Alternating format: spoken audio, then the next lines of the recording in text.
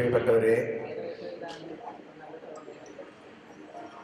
ജനാധിപത്യവും മതരാഷ്ട്രവും എന്നുള്ളതാണ് ഈ സർവദേശീയ സാഹിത്യ ഉത്സവത്തിൽ എനിക്കിന്ന് സംസാരിക്കാൻ തന്നിട്ടുള്ള വിഷയം.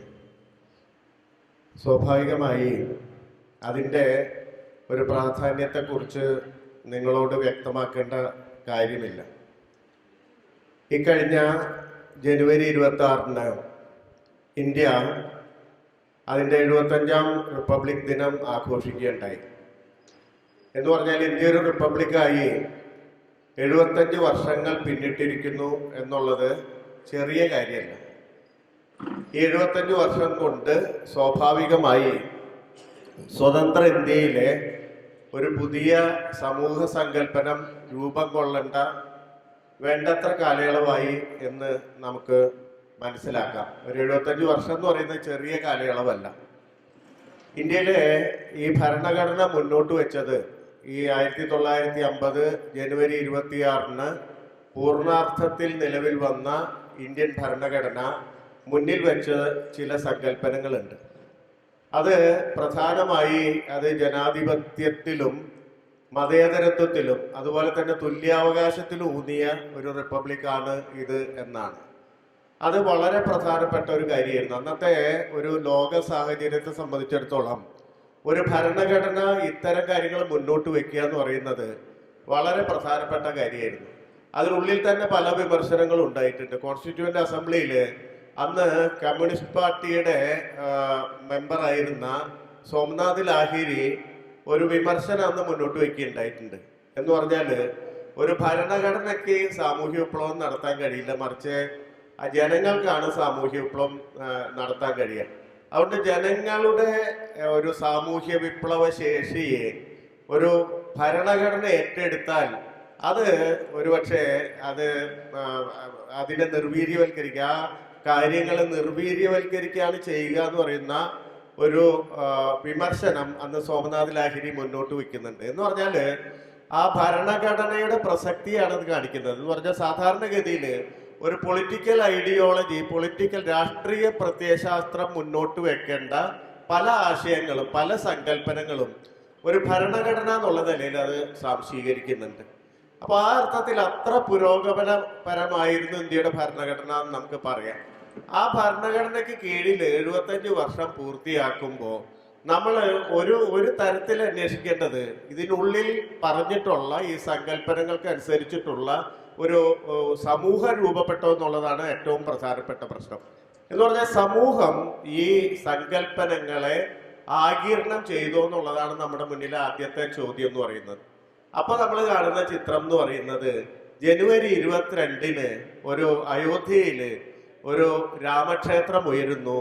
ആ രാമക്ഷേത്രത്തിന്റെ പടികൾ കയറി ഒരു മൂന്നാംകിട സിനിമയില് ഈ പറയുന്ന ഒരു രാജാവിനെ പോലെ ഇന്ത്യയിലെ പ്രധാനമന്ത്രി അത് കയറിപ്പോകുന്ന ദൃശ്യമാണ് ഈ 75ാം വർഷത്തിൽ ഈ പറയുന്ന ഡെമോക്രസിയും മതേതരത്വവും അതുപോലെ തന്നെ തുല്യാവകാശമൊക്കെ പ്രദാനം ചെയ്യുന്ന ഒരു റിപ്പബ്ലിക്കിന്റെ 75ാം വർഷത്തിൽ നാം കാണുന്ന അല്ലെങ്കിൽ ഒരു സമൂഹം ഏറ്റവും കൂടുതൽ കാണുന്ന ഒരു ദൃശ്യം അതാണ്. ഇത് തന്നെ നമ്മുടെ ഒരു ചരിത്രത്തെ കാണിക്കുന്നുണ്ട്. നമ്മുടെ രാജ്യം എവിടെ നിൽക്കുന്നു എന്നുള്ളതിനെ കാണിക്കുന്നുണ്ട്. ഇന്ത്യയിലെ ഭരണഘടന ഉണ്ടാകുമ്പോൾ ആ സമയത്ത് സ്വതന്ത്രമായ ഒരുപാട് രാജ്യങ്ങളുണ്ട്. ഇപ്പോൾ ഉദാഹരണമായിട്ട് ഘാന ആ സമയത്താണ് സ്വതന്ത്രമാവുന്നത്. ആഫ്രിക്കയിലെ ഘാന എന്ന് പറയുന്ന രാജ്യം അപ്പോഴാണ് സ്വതന്ത്രമാവുന്നത്. കെനിയ ആ സമയത്താണ് സ്വതന്ത്രമാവുന്നത്. അതുപോലെ തന്നെ ഏഷ്യയിലെ പല രാജ്യങ്ങളും, സിലോൺ നമ്മുടെ തൊട്ടടുത്ത് കിടക്കുന്ന ശ്രീലങ്ക ആ സമയത്താണ് സ്വതന്ത്രമാവുന്നത്. അല്ലെങ്കിൽ മലേഷ്യ ആ സമയത്താണ് സ്വതന്ത്രമാവുന്നത്. ഇതെല്ലാം തന്നെ ബ്രിട്ടീഷ് ഭരണത്തിന് കീഴിൽ നിന്നാണ് സ്വാതന്ത്ര്യം നേടുന്നത്. ഘാന ആയിക്കൊള്ളട്ടെ, കെനിയ ആയിക്കൊള്ളട്ടെ, സിലോൺ ആയിക്കൊള്ളട്ടെ, മലേഷ്യ ആയിക്കൊള്ളട്ടെ, ഇന്ത്യയെ പോലെ തന്നെ ബ്രിട്ടീഷ് ആധിപത്യത്തിന് കീഴിലായിരുന്ന രാഷ്ട്രങ്ങളായിരുന്നു. ഇതില് ഇവയുടെയൊക്കെ ചരിത്രം നോക്കിക്കഴിഞ്ഞാൽ വളരെ രസകരമായ ഒരു കാര്യം കാണാൻ കഴിയും. ഈ രാജ്യങ്ങള് ഈ ബ്രിട്ടീഷുകാർ ആ രാജ്യങ്ങൾ വിട്ടുപോകുമ്പോൾ അവരോട് ആവശ്യപ്പെടുകയാണ് ഞങ്ങൾക്ക് ഒരു ഭരണഘടന ഉണ്ടാക്കി തരാൻ. എന്ന് പറഞ്ഞാല് ഇത്രയും കാലം തങ്ങളെ ഭരിച്ച, തങ്ങൾ ആർക്കെതിരെയാണോ സമരം ചെയ്തത് ആ ചൂഷകരോട് തന്നെയാണ് ആവശ്യപ്പെടുന്നത്, ഞങ്ങൾക്കൊരു ഭരണഘടന ഉണ്ടാക്കി തന്നിട്ട് പോകണം. ഞങ്ങള് ഇതുവരെ സമരം ചെയ്തിട്ടേ ഞങ്ങൾക്ക് പരിചയമുള്ളൂ, ഭരിച്ച് പരിചയമില്ല.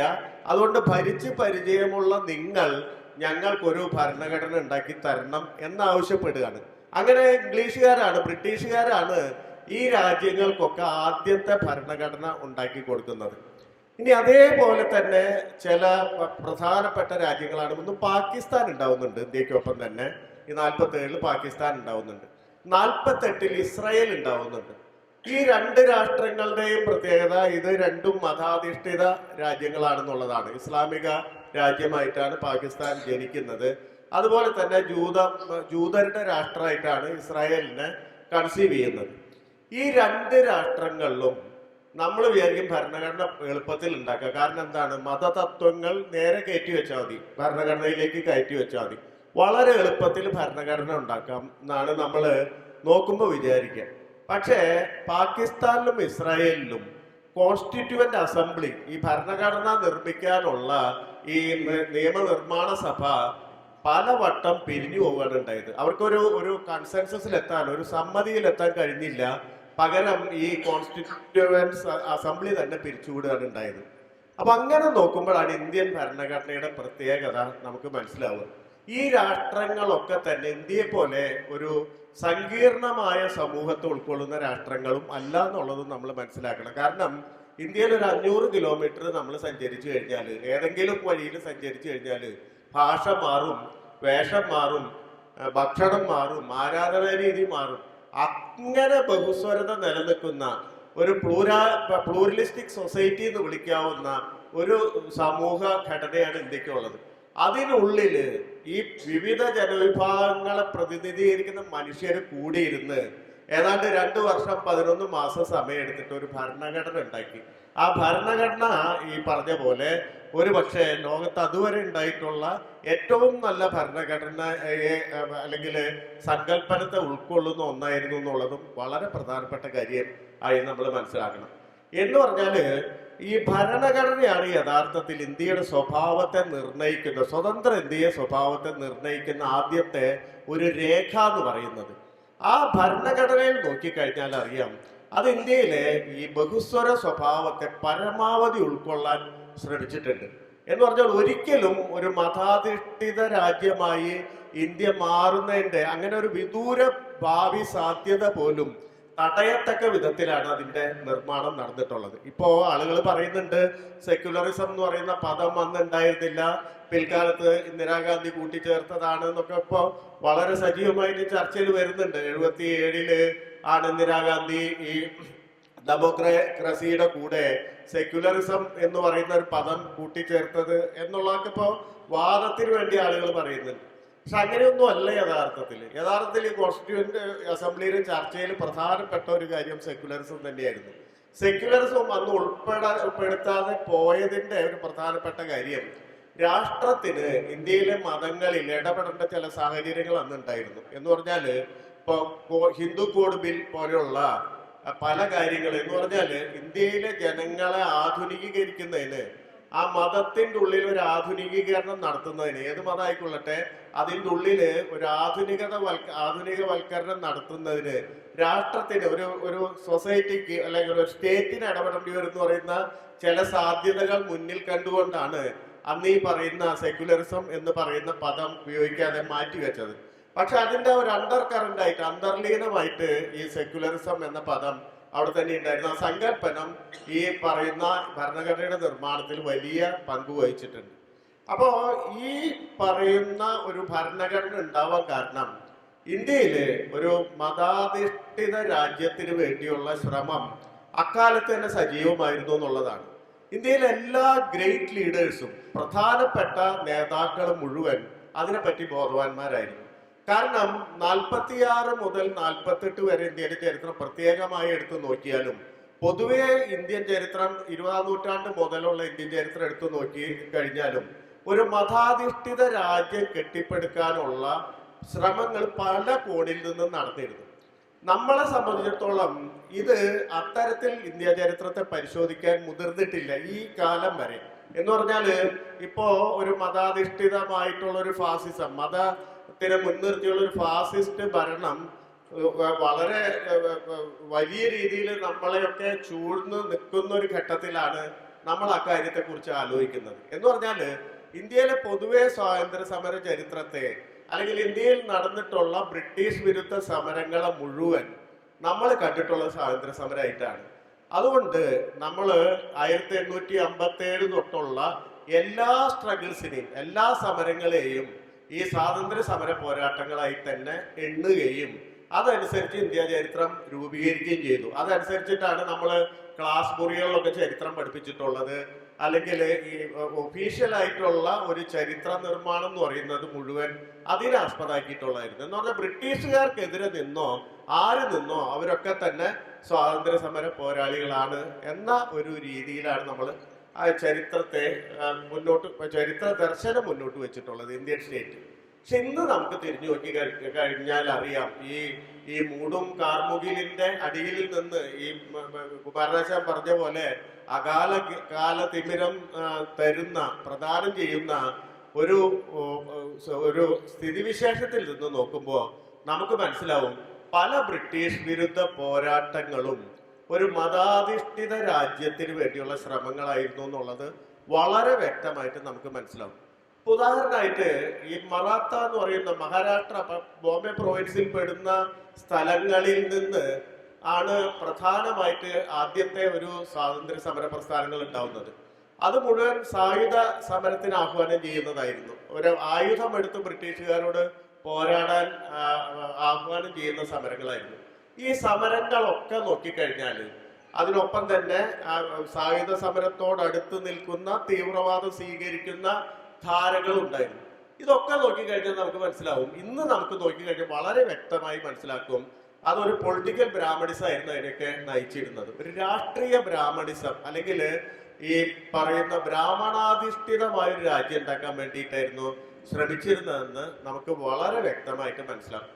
ഇപ്പൊ ഒരു ഉദാഹരണമായിട്ട് ഇപ്പം സാധാരണ ഈ നമ്മൾ പൊതുവെ പറയാറുള്ളത് ഈ ഇപ്പോ ഭരിക്കുന്ന ഭരണകൂടം ഒരു ഹിന്ദുത്വ ഫാസിസ്റ്റ് ഭരണകൂടത്തിന്റെ ഏറ്റവും വലിയ ഡ്രോബാക്കായിട്ട് നമ്മൾ എതിർ നിൽക്കുന്നവർ ചൂണ്ടിക്കാണിക്കുന്നതും അവർ ഇന്റേണലൈസ് ചെയ്തിട്ടുള്ളതുമായ ഒരു കാര്യം എന്ന് പറയുന്നത് സ്വാതന്ത്ര്യ സമര പ്രസ്ഥാനത്തിൽ അവരൊന്നും പങ്കെടുത്തിട്ടില്ല എന്നുള്ളതാണ്. പ്രത്യേകിച്ച് RSS പോലെയുള്ള ഒരു സംഘടന പരസ്യമായി തന്നെ ഈ സ്വാതന്ത്ര്യ സമരത്തിൽ പോവരുത് എന്ന് അതിന്റെ അണികളോട് ആവശ്യപ്പെട്ട ചരിത്രമൊക്കെ നമുക്കറിയാം. അപ്പൊ അവര് ഇപ്പൊ അത് മറികടക്കാൻ ശ്രമിക്കുന്നത് സവർക്കറെ പോലെയുള്ള ഈ ഹിന്ദുത്വ ഫാസിസത്തിന് അടിത്തറയിട്ട ആളുകളെ ചൂണ്ടിക്കാണിച്ചിട്ടാണ്. ഇപ്പൊ സവർക്കറിന്റെ ഒരു ഘട്ടം വരെ 1911 വരെയുള്ള സവർക്കറിന്റെ ജീവിതം പരിശോധിച്ച് കഴിഞ്ഞാൽ അതൊക്കെ ബ്രിട്ടീഷുകാർക്ക് എതിരായിരുന്നു. എന്ന് പറഞ്ഞാൽ അയാളുടെ യുവത്വം 28 വയസ്സ് വരെയുള്ള ജീവിതം പരിശോധിച്ചു കഴിഞ്ഞാൽ അത് മുഴുവൻ ബ്രിട്ടീഷുകാർക്കെതിരെ നടത്തിയ സമരമായിരുന്നു. അപ്പൊ അതുകൊണ്ട് സവർക്കർ സ്വാതന്ത്ര്യ സമര സേനാനിയാണോ അല്ലയോ എന്ന ചോദ്യം നമുക്ക് കിട്ടി തന്നാൽ നമ്മൾ അവിടെ പകച്ചു നിൽക്കും. എന്ന് പറഞ്ഞാല് നമ്മളുടെ ഉള്ളിലെ ഒരു വലിയ ധാരണ, ഉറച്ച ധാരണ എന്ന് പറഞ്ഞാൽ ബ്രിട്ടീഷുകാർക്കെതിരെ നടത്തിയ എല്ലാ സമരവും സ്വാതന്ത്ര്യ സമരങ്ങളാണ്, സ്വാതന്ത്ര്യ സമര പ്രവർത്തനങ്ങളാണ് എന്നുള്ളതാണ്. അതിന് തെറ്റൊന്നുമില്ല. അതൊരു ജനാധിപത്യ ഭരണം പോയിക്കൊണ്ടിരിക്കുന്ന സമയത്ത് അങ്ങനെ സ്വാതന്ത്ര്യ സമരത്തെ കാണുന്നതിൽ തെറ്റില്ല. പക്ഷെ ഇന്ന് ഈ പറയുന്ന തരത്തില് നമ്മളൊരു ഭീഷണിക്ക് മുമ്പിൽ നിൽക്കുമ്പോൾ നമ്മുടെ ചരിത്രത്തെ കുറച്ചുകൂടി നമ്മളെ ഇടപിരിച്ച് കാണേണ്ടത് അത്യാവശ്യമാണ്. അങ്ങനെ നോക്കുമ്പോൾ നമുക്ക് മനസ്സിലാവും ഈ 1911 വരെ ഇന്ത്യയുടെ പല ഭാഗങ്ങളിൽ നടന്നിട്ടുള്ള അല്ലെങ്കിൽ പ്രത്യേകിച്ച് മറാത്ത പ്രവിശ്യയിൽ നടന്നിട്ടുള്ള എല്ലാ സമരങ്ങളും ബ്രാഹ്മണാധിഷ്ഠിത സമരങ്ങളായിരുന്നു, ബ്രിട്ടീഷുകാർക്കെതിരെ നടന്നിട്ടില്ല. എന്റെ പ്രധാനപ്പെട്ട കാര്യം ബ്രിട്ടീഷുകാർ വന്നതോടുകൂടി, വിദേശികൾ ഇന്ത്യയിൽ വന്നതോടുകൂടി ബ്രാഹ്മണരുടെ ഒരു സാമൂഹ്യ മേൽക്കോയ്മ നഷ്ടപ്പെടുന്നു. ബ്രാഹ്മണർക്ക് എല്ലാ സ്ഥലത്തും സാമൂഹ്യ മേൽക്കോയ്മ ഉണ്ടായിരുന്നു. ഇപ്പോ അന്നത്തെ ഇന്ത്യ എന്ന് പറഞ്ഞാൽ നിങ്ങൾക്ക് അറിയാം, അത് ബ്രിട്ടീഷുകാർ ഭരിക്കുന്ന കുറെ പ്രദേശങ്ങളുണ്ട്, ഹിന്ദു രാജാക്കന്മാർ ഭരിക്കുന്ന നാട്ടുരാജ്യങ്ങളുണ്ട്, മുസ്ലിം രാജാക്കന്മാർ ഭരിക്കുന്ന നാട്ടുരാജ്യങ്ങളുണ്ട്. ഏതാണ്ട് ഒരു ഘടന അങ്ങനെയായിരുന്നു. 10-600ഓളം നാട്ടുരാജ്യങ്ങൾ ബ്രിട്ടീഷുകാർ ഭരിക്കുന്ന വലിയ പ്രവിശ്യം. ഇവിടെ എല്ലായിടത്തും ബ്രാഹ്മണർക്ക് സാമൂഹ്യ മേൽക്കോയ്മ കിട്ടിയിരുന്നു. അതില് വലിയ ഇടിവൊന്നും വന്നിട്ടില്ല. പക്ഷേ ബ്രാഹ്മണർ ഏറ്റവും മുകളിൽ, ഒരു പിരമിഡിന്റെ ഏറ്റവും മുകളിൽ നിന്നിരുന്ന എന്ന് പറഞ്ഞാല് ഈ സ്മൃതി ശ്രുതി പുരാണോക്ത എന്ന് പറയും. എന്ന് പറഞ്ഞാല് ബ്രാഹ്മണൻ ബ്രഹ്മാവിന്റെ മുഖത്ത് നിന്ന് ഉത്ഭവിച്ചതാണ് എന്ന് പറയുന്ന സ്മൃതികളുടെയും ശ്രുതികളുടെയും പുരാണങ്ങളുടെയും മുക്തികൾക്കനുസരിച്ചിട്ടുള്ള ഒരു സമൂഹഘടനയില് ഏറ്റവും മുകളിൽ നിൽക്കുന്ന വർഗം അവരായിരുന്നു. അപ്പോഴാണ് ബ്രിട്ടീഷുകാർ വരുന്നത്, വൈദേശികർ വരുന്നത്. വിദേശികൾ വരുമ്പോൾ സ്വാഭാവികമായിട്ട് പുതിയൊരു വർഗം വരികയാണ്. എന്ന് പറഞ്ഞാൽ പിരമിഡിന്റെ ഏറ്റവും മുകളില് മറ്റൊരു വംശം വരികയാണ്, മറ്റൊരു വിഭാഗം വരികയാണ്. അതുകൊണ്ട് ഈ തരത്തിൽ തങ്ങളുടെ മേൽക്കോയ്മ പോയപ്പോ ഒരു വലിയ സ്ട്രഗിള് സ്വാഭാവികമായിട്ട് ഈ മേൽക്കോയ്മയ്ക്ക് വേണ്ടിയിട്ട് നടക്കുന്നുണ്ട്. മാത്രമല്ല ബ്രിട്ടീഷുകാർ ഇവിടെ വരുമ്പോൾ വിദ്യാഭ്യാസം കൊണ്ടുവരുന്നുണ്ട്, വിദ്യാഭ്യാസം സാർവത്രികമാക്കാൻ ശ്രമിക്കുന്നുണ്ട്. ഈ വിദ്യാഭ്യാസം സാർവത്രികമാക്കാൻ ശ്രമിക്കുമ്പോൾ അത് ഇന്ത്യക്കാരെ ഉദ്ധരിക്കാൻ ഒന്നുമല്ല നമുക്കറിയാം. മറിച്ച് ബ്രിട്ടീഷ് ഭരണം സുഗമമാക്കുന്നതിന്, പ്രത്യേകിച്ച് 1857 ആദ്യത്തെ സ്വാതന്ത്ര്യ സമരത്തിന് ശേഷം ബ്രിട്ടീഷുകാർ ഒരു കാര്യം മനസ്സിലാക്കുന്നത്, നാട്ടുകാരുടെ ഒരു തരത്തിലുള്ള പിന്തുണയില്ലാതെ ഭരണം നിലനിൽക്കില്ല, ഭരണം വളരെ ആയാസരഹിതമായി മുന്നോട്ട് കൊണ്ടുപോയില്ല എന്ന് മനസ്സിലാക്കുന്നുണ്ട്. സ്വാഭാവികമായിട്ട് വിദ്യാഭ്യാസം വരുന്നു. ഗുമസ്തരെ, ഇന്ത്യക്കാരെ ഗുമസ്തരാക്കുന്ന, ബ്രിട്ടീഷ് ഗുമസ്തരാക്കാനുള്ള ഒരു ചാനൽ എന്നുള്ള നിലയ്ക്ക്, പ്രത്യേകിച്ച് ബോംബെ പ്രസിഡൻസിയിലെ എൽഫിൻസ്റ്റൺ ഒക്കെ വന്നിട്ട് ഒരുപാട് സ്കൂളുകളൊക്കെ തുറക്കുന്നു, വിദ്യാലയങ്ങളൊക്കെ തുറക്കുന്നു. സ്വാഭാവികമായിട്ട് വിദ്യാലയങ്ങളിലും കയറി പറ്റുന്നത് ബ്രാഹ്മണര് തന്നെയാണ്. അങ്ങനെ വിദ്യാഭ്യാസം എന്ന് പറയുന്നത് വലിയ തരത്തിൽ മാറ്റം ഉണ്ടാക്കുന്നു. അവർ ഉദ്ദേശിച്ചതല്ല, ബ്രിട്ടീഷുകാർ ഗുമസ്തരെ സൃഷ്ടിക്കാനാണ് ഈ വിദ്യാഭ്യാസ സമ്പ്രദായം കൊണ്ടുവന്നതെങ്കിലും വിദ്യാഭ്യാസം എന്ന് പറയുന്നത് ആദ്യം ബ്രാഹ്മണർക്കാണ് സിദ്ധിച്ചിരുന്നെങ്കിലും പതുക്കെ അത് കിനിഞ്ഞിറങ്ങുകയും കീഴാളരുടെ ഇടയ്ക്കും വലിയ തരത്തിൽ ഈ ബ്രാഹ്മണാധിപത്യത്തെ, ജാതിഘടനയെ പൊളിക്കാനുള്ള ഒരു വലിയ ആയുധമാക്കി വിദ്യാഭ്യാസത്തിന് ഉപയോഗിക്കുകയും ചെയ്തു. എന്ന് പറഞ്ഞാൽ വലിയ സങ്കീർണമായ ഒരു സ്ഥിതിവിശേഷം ആ സമയത്ത് ഉണ്ടാവുന്നുണ്ട്. ബ്രിട്ടീഷുകാർ കൊളോണിയൽ ചൂഷകരാണ്, സംശയമൊന്നുമില്ല. മറ്റത് ബ്രാഹ്മണർ ഈ ജാതി വ്യവസ്ഥയെ ഉപയോഗിച്ചിട്ട് ചൂഷണം നടത്തിയിരുന്നവരാണ്, നൂറ്റാണ്ടുകളായി ചൂഷണം നടത്തിയിരുന്നവരാണ്. അപ്പൊ ഇവര് തമ്മിലുള്ള ഒരു കിടമത്സരത്തിലേക്കാണ് ഇത് പോകുന്നത്. അതിന്റെ പ്രധാനപ്പെട്ട കാരണം ഈ ബ്രാഹ്മണരിൽ ഒരു വിഭാഗം തന്നെ വിദ്യാഭ്യാസം കിട്ടുമ്പോൾ ഈ ബ്രാഹ്മണ്യത്തിനെതിരാവുന്നുണ്ട്, ബ്രാഹ്മണിസത്തിനെതിരാവുന്നുണ്ട്. ഈ ബ്രാഹ്മണിസം അങ്ങേയറ്റവും അന്ധവും ക്രൂരവും അതുപോലെ തന്നെ ചൂഷണത്തിൽ അധിഷ്ഠിതവുമായ ഒന്നാണെന്ന് അതിനുള്ളിൽ തന്നെ വലിയ വിമർശനം ഉണ്ടാവുന്നുണ്ട്. എന്ന് പറഞ്ഞാല് ഒരു തരത്തില് പുരോഗമനത്തിൻ്റെതായിട്ടുള്ള അംശങ്ങൾ അതിലുണ്ടാവുന്നുണ്ട്. മറാത്ത സൊസൈറ്റി നോക്കുകയാണെങ്കിൽ ഗോഖലെ പോലുള്ള ആൾക്കാര്, റാനഡെ പോലുള്ള ആൾക്കാര് മുഴുവൻ ഇത്തരത്തില് ഒരു പ്രോഗ്രസീവ് ആയിട്ടുള്ള നിലപാട് ബ്രാഹ്മണ്യത്തിനുള്ളിൽ തന്നെ എടുക്കുന്നുണ്ട് ഒരു ഭാഗത്ത്. മറുഭാഗത്ത് കീഴാളര്, മഹാത്മാ ഫൂലെ പോലുള്ള ആളുകളുടെ നേതൃത്വത്തില് ഈ കീഴാളരുടേതായിട്ടുള്ള ബ്രാഹ്മണ വിരുദ്ധ പ്രക്ഷോഭങ്ങൾ ഉണ്ടാവുന്നുണ്ട്. അപ്പൊ യാഥാസ്ഥിതിക ബ്രാഹ്മണ്യം യഥാർത്ഥത്തിൽ ഈ രണ്ട് തരത്തിലുള്ള പ്രക്ഷോഭങ്ങളുടെ ഇടയിൽപ്പെട്ട് ഞെരുങ്ങുന്നുണ്ട്. എന്ന് പറഞ്ഞാൽ ഒരു ഭാഗത്ത് അതിനുള്ളിൽ തന്നെ ഒരു പിളർപ്പുണ്ടാവുന്നു. ഈ ജാതിഘടന, ബ്രാഹ്മണ്യം എന്ന് പറയുന്നത് ഇത് ഉപേക്ഷിക്കപ്പെടേണ്ട ഒന്നാണെന്നുള്ള ബോധം അതിനുള്ളിൽ തന്നെ പരത്താൻ ഉപയോഗിക്കുന്നു.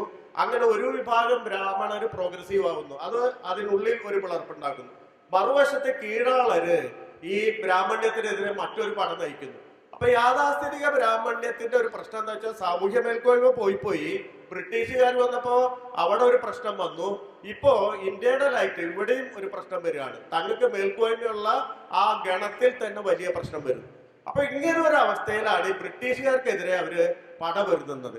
പടപൊരുതുമ്പോ അവരുടെ മുന്നിൽ ഇപ്പം സ്വരാജ്യം എൻ്റെ ജന്മാവകാശമാണ്, സ്വാതന്ത്ര്യം എൻ്റെ ജന്മാവകാശമാണ് എന്നൊക്കെ പറയുന്ന വാചകങ്ങളിലെ ഈ സ്വരാജ്യം എന്ന് പറയുന്നത്, പ്രത്യേകിച്ച് തിലകിനെ പോലുള്ള ആളുകൾ പറയുമ്പോൾ ഈ സ്വരാജ്യം എന്ന് പറയുന്നത് ഒരു ആധുനികമായ ഒരു ഇന്ത്യൻ റിപ്പബ്ലിക് അല്ല.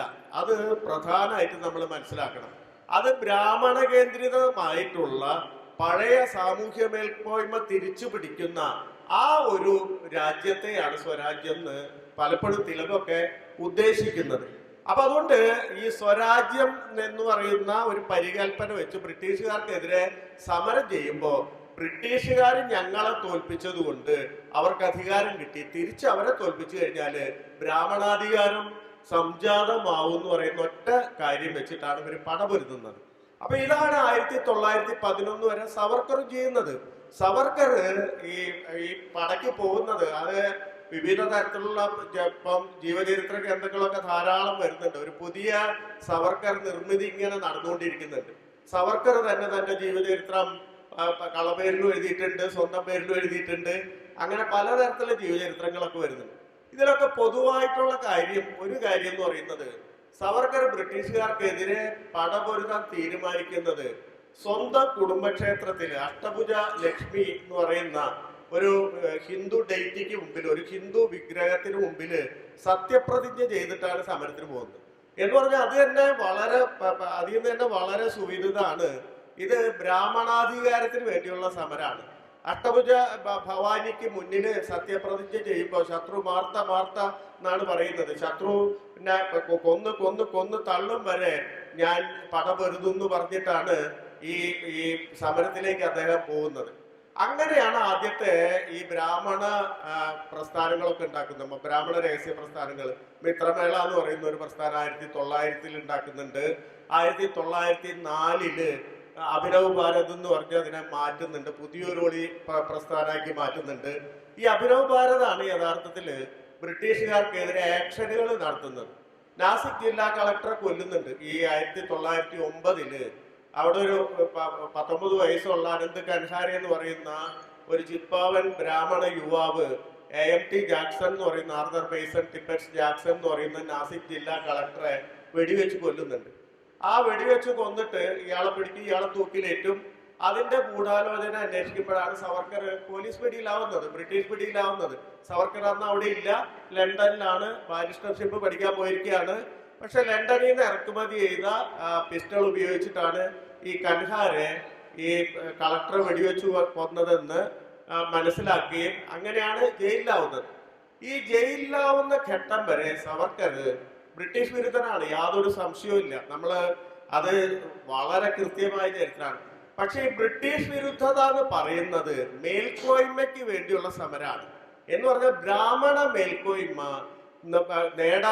നിലനിർത്താനുള്ള സമരമാണ്. തങ്ങൾക്ക് മുകളിൽ ഒരു പുതിയ വർഗം വന്നപ്പോ അവരെ എതിർത്ത് തങ്ങളുടെ മേൽക്കോയ്മ നിലനിർത്താൻ വേണ്ടിയിട്ടാണ് ഈ സമരങ്ങൾ മുഴുവൻ നടത്തുന്നത്. ആ സമയത്തെ മുഴുവൻ സ്ട്രഗിൾസ് നോക്കിയാൽ നമുക്ക് സൂക്ഷ്മമായിട്ട് നോക്കിയാൽ നമുക്കത് കാണാൻ കഴിയും. സവർക്കർ ജയിലിൽ പോകുന്നു. ജയിലിൽ പോയപ്പോഴാണ് വലിയ ഈ പറഞ്ഞ പോലെ 50 വർഷത്തെ തടവ് ശിക്ഷയ്ക്കാണ് വിധിക്കുന്നത്. ഈ 50 വർഷത്തെ തടവ് ശിക്ഷയായിട്ട് ആൻഡമാനിൽ പോകുന്നു. ആൻഡമാനിലെ സെല്ലുലാർ ജയിലിൽ പോകുന്നു. അവിടെ വെച്ച് ആണ് മാപ്പ് എഴുതി കൊടുക്കുന്നത്. നമുക്കറിയാം, അത് 7 മാപ്പ് അദ്ദേഹം കൊടുക്കുന്നുണ്ട്. 7 മാപ്പപേക്ഷകൾ കൊടുക്കുന്നുണ്ട്. ഇതിന്റെ ഒക്കെ അവസാനം ആണ് ഇദ്ദേഹത്തെ റിലീസ് ചെയ്യാൻ തീരുമാനിക്കുന്നത്. ഈ 7 മാപ്പപേക്ഷകളും തുടർച്ചയായിട്ട് പറയുന്ന ഒരു കാര്യം, ഞാൻ ബ്രിട്ടീഷ് വിരുദ്ധത ഉപേക്ഷിക്കുകയാണ്. ഞാൻ ബ്രിട്ടീഷ് വിരുദ്ധത ഉപേക്ഷിക്കുകയാണെന്ന് മാത്രമല്ല, എന്റെ കൂടെ ഈ ബ്രിട്ടീഷുകാർക്കെതിരെ സമരത്തിന് വന്ന എല്ലാ മനുഷ്യരെയും ഞാൻ ബ്രിട്ടീഷ് കോൺസ്റ്റിറ്റ്യൂഷന്റെ, ബ്രിട്ടീഷ് ഭരണഘടനയുടെ നിയമവ്യവസ്ഥയ്ക്കുള്ളിലേക്ക് കൊണ്ടുവരാം എന്നാണ് ആവശ്യപ്പെടുന്നത്. ഈ ആവശ്യപ്പെടുന്നത് പലപ്പോഴും ഇപ്പൊ പറയുന്നത് തന്ത്രമായിരുന്നു, ടാക്ടിക്സ് ആയിരുന്നു, സവർക്കറുടെ ഒരു രക്ഷപ്പെടാനുള്ള തന്ത്രമായിരുന്നു എന്നൊക്കെയാണ്. ഇത് ഒരു തന്ത്രമല്ല. കാരണം പിന്നീട് സവർക്കർ ബ്രിട്ടീഷുകാർക്കെതിരെ തിരിഞ്ഞിട്ടില്ല. മാത്രമല്ല, 24-നാണ് അദ്ദേഹം സ്വതന്ത്രമാവുന്നത്. 1911 ജയിലിൽ പോകുന്നു. 24-ലാണ് ജയിൽ വിമുക്തനാവുന്നത്.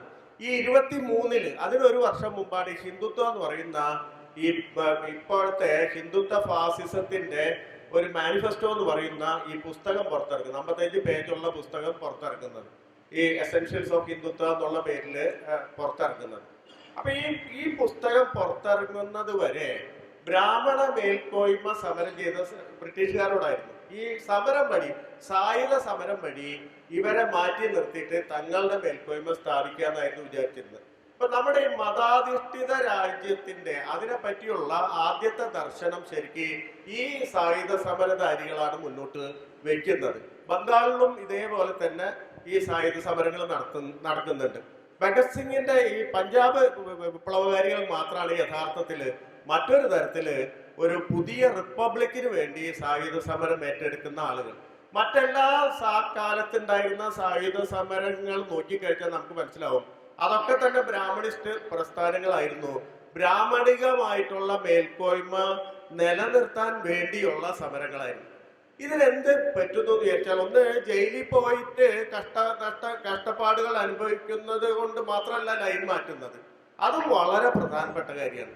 ഇതിന് ഈ പറയുന്ന ബ്രിട്ടീഷ് അനുകൂലികളായി മാറുന്നതിന്റെ പ്രധാനപ്പെട്ട കാര്യം, അതുവരെ സ്വാതന്ത്ര്യ സമരത്തിന്റെ ഈ തലപ്പത്ത് നിന്നിരുന്ന സ്വാതന്ത്ര്യ സമരം വിത്തിൻ കോഡ്സ്, നമ്മൾ നേരത്തെ പറഞ്ഞ ഈ ബ്രാഹ്മണരുടെ സമരത്തിന്റെ നേതൃത്വത്തിൽ നിന്നിരുന്ന മുഴുവൻ ബ്രാഹ്മണരായിരുന്നെങ്കിൽ ഇതിനിടയിൽ ഈ 11-നും ഈ പറയുന്ന 24-നും ഇടയ്ക്ക് ഗാന്ധിയുടെ രംഗപ്രവേശം ഉണ്ടാവുന്നു. ഗാന്ധി ദക്ഷിണാഫ്രിക്കയിൽ നിന്ന് വരുന്നു. ഗാന്ധിയുടെ രംഗപ്രവേശം ഈ ബ്രാഹ്മണ കേന്ദ്രിത സമരം എന്ന് പറയുന്ന ഒരു കാര്യത്തെ അപ്പാടെ മാറ്റിമറിക്കുകയാണ്. അത് പ്രധാനമായിട്ട് ഇന്ത്യൻ മുസ്ലിങ്ങളെ മുഴുവൻ സ്വാതന്ത്ര്യ സമരത്തിലേക്ക് കൊണ്ടുവരുന്നു. ഖിലാഫത്ത് പ്രസ്ഥാനമായിട്ട് യോജിച്ചുകൊണ്ട് ഇന്ത്യയിലെ പ്രധാനപ്പെട്ട ഒരു സമുദായമായ ഈ പറയുന്ന ഹിന്ദുക്കൾ കഴിഞ്ഞാൽ അടുത്ത ഒരു വലിയ സമുദായമായ മുസ്ലിങ്ങളെ മുഴുവൻ ഖിലാഫത്ത് പ്രസ്ഥാനത്തിന്റെ നേതാവായിട്ട് ഗാന്ധി സ്വയം അവരോധിക്കുന്നതിലൂടെ ഈ മുസ്ലിങ്ങളോട് ചേർന്ന് നിൽക്കുന്നതോടെ മുഴുവൻ മുസ്ലിങ്ങളും അവിടേക്ക് വരുന്നു. മാത്രമല്ല, ആ കാലത്ത് നമുക്ക് നോക്കിക്കഴിഞ്ഞാൽ അറിയാം, സ്വാതന്ത്ര്യ സമരത്തിന്റെ ആ കാലത്തെ ഒരു വലിയ പ്രത്യേകത എന്ന് പറഞ്ഞാൽ അതിൽ ആദിവാസികൾ തൊട്ട് തീരവാസികൾ വരെയുള്ള എല്ലാ ജനവിഭാഗങ്ങളിലും ഏതെങ്കിലും തരത്തിൽ ഈ സ്വാതന്ത്ര്യ സമരത്തിന്റെ സന്ദേശം എത്തുന്നുണ്ട്. എന്ന് പറഞ്ഞാൽ ഒരു ബ്രാഹ്മണാധിഷ്ഠിത സാമ്രാജ്യത്തിന് വേണ്ടിയുള്ള സമരം അത് മാറിയിട്ട് അത് സ്വതന്ത്ര ഇന്ത്യ എന്ന് പറയുന്ന ഒരു ബഹുസ്വര ഇന്ത്യക്ക് വേണ്ടിയുള്ള സമരമായിട്ട്, ഒരു ആധുനിക ഇന്ത്യക്ക് വേണ്ടിയുള്ള സമരമായിട്ട് സ്വാതന്ത്ര്യ സമരം അപ്പാടെ മാറുന്നുണ്ട്. അതുകൊണ്ട് കൂടിയിട്ടാണ് ഈ സവർക്കർ പ്രത്യേകിച്ച് ഈ ഹിന്ദുത്വം എന്ന് പറയുന്ന പുസ്തകം എഴുതുന്നത്. എന്ന് പറഞ്ഞാല് ബ്രിട്ടീഷുകാരനെ പേടിപ്പിച്ചിരുന്നത് ഈ പറയുന്ന ഇന്ത്യ പോലെയുള്ള ഒരു പ്ലൂരാലിറ്റി നിൽക്കുന്ന സ്ഥലത്ത്, ഒരു ബഹുസ്വരത നിൽക്കുന്ന സ്ഥലത്ത് ഇവരെല്ലാവരും കൂടി സംഘടിച്ച് ബ്രിട്ടീഷ് വിരുദ്ധരാകുമ്പോൾ അത് പിളർക്കുക എന്ന് പറയുന്നത് അത്യാവശ്യമായിരുന്നു. ബ്രിട്ടീഷുകാർ വിചാരിച്ചിട്ടേ ഇല്ല അങ്ങനെ ഒരു സംഗതി ഉണ്ടാവും. അത് സ്വാഭാവികമായിട്ട് ഗാന്ധിയെ പോലെയുള്ള ഒരാള് വലിയ തരത്തിൽ പ്രവർത്തിച്ച് അത് ഉണ്ടാക്കുന്നു. ഇതിനെ പിളർക്കണമെങ്കിൽ ഈ മുസ്ലിം ഹിന്ദു എന്ന് പറയുന്ന ഒരു വലിയ പിളർപ്പ് ഉണ്ടാവണം. ആ പിളർപ്പ് ഉണ്ടായാൽ മാത്രമേ മതാധിഷ്ഠിത രാജ്യത്തിന് പോലും നിലനിൽക്കാം, ആ സങ്കല്പനത്തിന് മുന്നോട്ട് പോകാൻ പറ്റുള്ളൂ. അല്ലെങ്കിൽ അത് മുന്നോട്ട് പോവില്ല. അതുകൊണ്ടാണ് ഹിന്ദുത്വം എന്ന് പറയുന്ന പുസ്തകം എഴുതുമ്പോൾ പ്രധാനപ്പെട്ട ശത്രു എന്ന് പറയുന്നത് മുസ്ലിം ആയിട്ട് തീരുന്നു. മുസ്ലിം വിരുദ്ധത ആദ്യമായിട്ട് ഇന്ത്യയിലേക്ക് വലിയ വിഷം തുപ്പുന്ന തരത്തിൽ കടന്നു വരുന്നു. ആ ചരിത്രമാണ് യഥാർത്ഥത്തിൽ ഈ പറയുന്ന ബ്രിട്ടീഷുകാര് അവരുടെ ചരിത്രത്തില് മുസ്ലിം ഇന്ത്യ, ഹിന്ദു ഇന്ത്യ എന്നൊക്കെ വിഭജിച്ചിട്ടുള്ള ആ വിഭജനങ്ങളെ തന്നെ ഉപയോഗിച്ച് ഈ പറയുന്ന പുതിയ ബ്രാഹ്മണികമായിട്ടുള്ള ഇടപെടല് അല്ലെങ്കിൽ മതാധിഷ്ഠിത രാജ്യത്തിന് വേണ്ടിയുള്ള ആ ചരിത്രത്തിന്റെ 2ാം ഘട്ടത്തില് അത് ഭീകരമായിട്ടുള്ള മുസ്ലിം വിരോധമായിട്ടാണ് വരുന്നത്. അപ്പൊ ഒരേ സമയം അത് ബ്രിട്ടീഷുകാരുടെ ആനുകൂല്യം പറ്റുന്നുണ്ട്. കാരണം ഹിന്ദുവും മുസ്ലിമും തമ്മിൽ വിഭജിക്കപ്പെട്ടാല് അത് ഈ കൊളോണിയൽ ഭരണത്തിന് വളരെ സുഗമമായി മുന്നോട്ട് പോവാനാവും. രണ്ടാമത് ഒരു ഹിന്ദു കൺസോൾട്ടേഷൻ എന്ന് പറയുന്ന അതിന്റെ ഒരു ജാതിഘടന മൂലം ഹിന്ദുവിനെ ഏതെങ്കിലും തരത്തിൽ കൺസോൾട്ടേറ്റ് ചെയ്യിക്കണമെങ്കിൽ ഇത് പലരും ശ്രമിക്കുന്നുണ്ട്. ഹിന്ദു കൺസോൾട്ടേഷന് വേണ്ടി ഹിന്ദു സംഘടന മൂവ്മെന്റ് എന്ന് പറയുന്ന മൂവ്മെന്റുകൾ ഇഷ്ടംപോലെ ഉണ്ടാവുന്നുണ്ട്. കാരണം ഒരു സമുദായം എന്ന നിലയിൽ ഹിന്ദുക്കൾക്ക് ഒന്നിച്ച് നിൽക്കാൻ ഈ 1909 തൊട്ടൊക്കെ പല ശ്രമങ്ങൾ നടത്തുന്നുണ്ട്. മിന്റോ മോർലി റിഫോംസ് ഒക്കെ വന്നപ്പോ സ്വാഭാവികമായിട്ട് ബ്രിട്ടീഷുകാര് മുസ്ലിങ്ങൾക്ക് സെപ്പറേറ്റ് കോൺസ്റ്റിറ്റ്യുവൻസി ഒക്കെ ഉണ്ടാക്കുന്നുണ്ട്. അപ്പൊ അത് തൊട്ട് അങ്ങനെ ഒരു വലിയ ശ്രമം നടക്കുന്നുണ്ട് ഹിന്ദു കൺസോൾട്ടേഷന് വേണ്ടി. സ്വാഭാവികമായിട്ട് ജാതിഘടന മൂലം ഒന്നും സഹായിക്കാതെ വരുന്നു. അപ്പോഴാണ് ഈ പറയുന്ന ഒരു അപരനെ ശത്രുവായി സൃഷ്ടിച്ച് ഈ മുസ്ലിം ഹെയ്റ്റ് എന്ന് പറയുന്ന ഒരു ആശയത്തിന്റെ പുറത്ത് ഈ മതാധിഷ്ഠിത ഭരണത്തെ മുന്നോട്ട് കൊണ്ടുപോകാൻ ശ്രമിക്കുന്നത്. അപ്പൊ ശരിക്കും പറഞ്ഞാല് ഈ പൊളിറ്റിക്കൽ ബ്രാഹ്മണിസം എന്ന് പറയുന്നത് ഒരു മതാധിഷ്ഠിത ഭരണകൂടത്തിന് വേണ്ടിയുള്ള മാനിഫെസ്റ്റോ ആവുന്നത് യഥാർത്ഥത്തില് ഈ സവർക്കറുടെ ഈ പുസ്തകം വരുന്നതോട് കൂടിയിട്ടാണ്. ഈ എസെൻഷ്യൽസ് ഓഫ് ഹിന്ദുത്വ എന്ന് പറയുന്ന പുസ്തകം വരുന്നതോട് കൂടിയിട്ടാണ് സവർക്കർ 2 കാര്യം മുന്നോട്ട് വെച്ചു. ഒന്ന്, എന്താണ് ഹിന്ദു രാജ്യം എന്ന് പറയുന്നത്? അത് രാജ്യത്തിന് ഒരു മാപ്പിംഗ് നടത്തി ആദ്യം. അത് സിന്ധു മുതൽ സിന്ധു വരെ എന്ന് പറയുന്ന പരികല്പന കൊണ്ടുവന്നു. നമുക്കറിയാം ഇന്ത്യയിലെ അന്നത്തെ ഭാരതത്തിന്റെ മുകൾ ഭാഗത്ത് സിന്ധു നദിയാണ് ഒരു അതിർത്തി എന്ന് പറയുന്നത്, വടക്കേ അതിർത്തി എന്ന് പറയുന്നത്. താഴെ ഇന്ത്യൻ മഹാസമുദ്രമാണ്. അപ്പം സിന്ധു എന്ന് പറഞ്ഞു കഴിഞ്ഞാൽ ഒരേ സമയം നദിയുമാണ് സമുദ്രവുമാണ്. അപ്പൊ ഇത് വെച്ചിട്ട് സിന്ധു മുതൽ സിന്ധു വരെ എന്ന് പറയുന്ന ഒരു പരികല്പന ഉണ്ടാക്കുകയാണ്. മാത്രല്ല അതിന്റെ സമൂഹത്തിനെ സംബന്ധിച്ച് ഒരു പരികല്പന ഉണ്ടാക്കുന്നു. ആദ്യം രാജ്യം ഉണ്ടാക്കി. ആ സിന്ധു സിന്ധു പര്യന്ത യസ്യ ഭാരത ഭൂമിക എന്നാണ് സവർക്കർ ഈ ഹിന്ദു രാജ്യത്തെ നിർവചിക്കുന്നത്. ആ സിന്ധു സിന്ധു പര്യന്ത, ഇതാണ് സിന്ധു മുതൽ സിന്ധു വരെയുള്ള ആ സ്ഥലമാണ് യസ്യ ഭാരത ഭൂമിക. ഭാരത ഭൂമിക എന്ന് പറഞ്ഞാൽ അതാണ്. എന്ന് പറഞ്ഞാൽ ഇത് നിർവചിക്കുന്നത് ഈ 23 പുസ്തകമാണ്. അല്ലാതെ വേറൊരു പുരാണത്തിൽ നിങ്ങൾക്ക് കാണാൻ പറ്റില്ല. ഒരു പഴയ പുസ്തകങ്ങൾ എന്ന് പറയുന്ന ഒന്നിലും നിങ്ങൾക്ക് കാണാൻ പറ്റില്ല. മറിച്ച് ഈ പുസ്തകമാണ് മുന്നോട്ട് വെക്കുന്നത്. ഈ ആ സിന്ധു സിന്ധു പര്യന്ത യസ്യ ഭാരത ഭൂമിക. സംസ്കൃതത്തിൽ പറഞ്ഞു കഴിഞ്ഞാല് അതിന് പഴക്കം തോന്നുന്നുള്ളത് കൊണ്ട് ഈ നിർവചനവും ഇംഗ്ലീഷിൽ എഴുതിയ പുസ്തകമാണ് ഈ എസെൻഷ്യൽസ് ഓഫ് ഹിന്ദുത്വം. പക്ഷെ നിർവചനം നടത്തുന്നത് സംസ്കൃതത്തിലാണെന്ന് ഓർക്കണം. ഇത് വെക്കുകയാണ്. രണ്ടാമത് പൗരത്വത്തെ സംബന്ധിച്ച ഒരു ആശയം വെക്കുന്നു. എന്ന് പറഞ്ഞാൽ ഇത് ഹിന്ദു ഭൂമിക ഇതാണെന്ന് നിർവചിച്ചു. ഇനി അതിൽ ആരായിരിക്കണം പൗരന്മാരെന്നുള്ള സംഗതി കൊണ്ടുവരുന്നു. പൗരത്വത്തിന് അദ്ദേഹം വെക്കുന്ന 2 മാനദണ്ഡങ്ങള് ഈ ഭാരത ഭൂമിക സിന്ധു മുതൽ സിന്ധു വരെയുള്ള ഭൂമികയിൽ ജനിച്ച ആൾക്കാർ എന്ന് പറഞ്ഞാൽ അത് പിതൃഭൂമിയായിരിക്കണം. അതൊരു കൺസെപ്റ്റ്.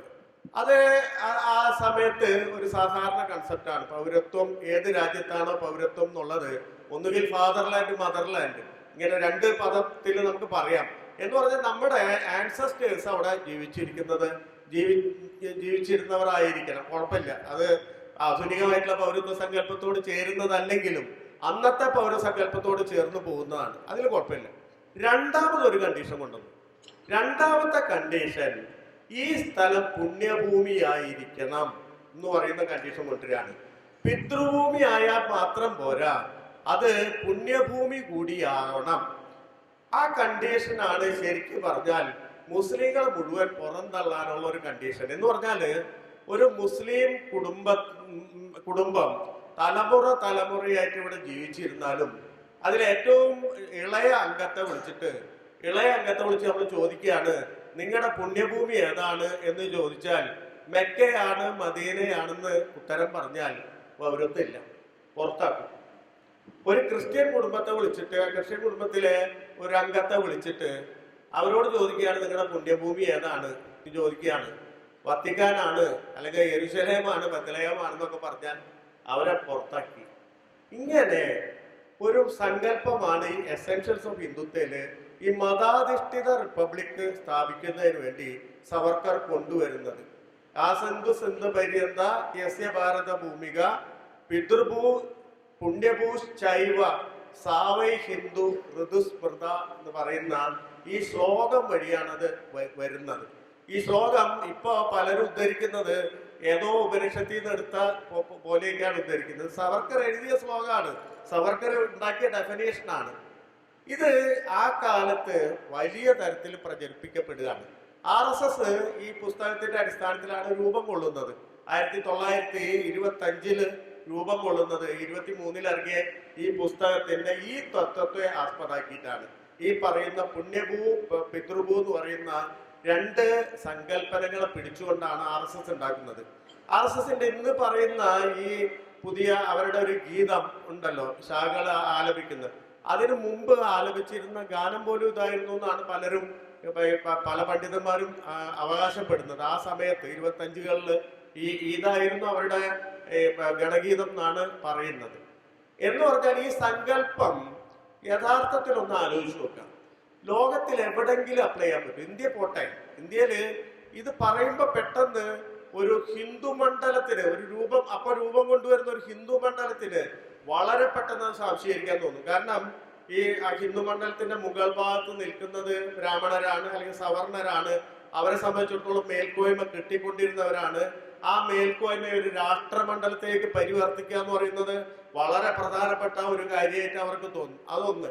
അതുപോലെ തന്നെ ഈ പറയുന്നത് മുസ്ലിം വിരുദ്ധത എന്ന് പറയുന്ന ഒരു ആശയം അതിൻ്റെ ഉള്ളിൽ വരുമ്പോൾ സ്വാഭാവികമായിട്ട് ഒരു ശത്രു വരുന്നു, നേരിടാൻ ഒരു ശത്രു ഉണ്ടാവുന്നു.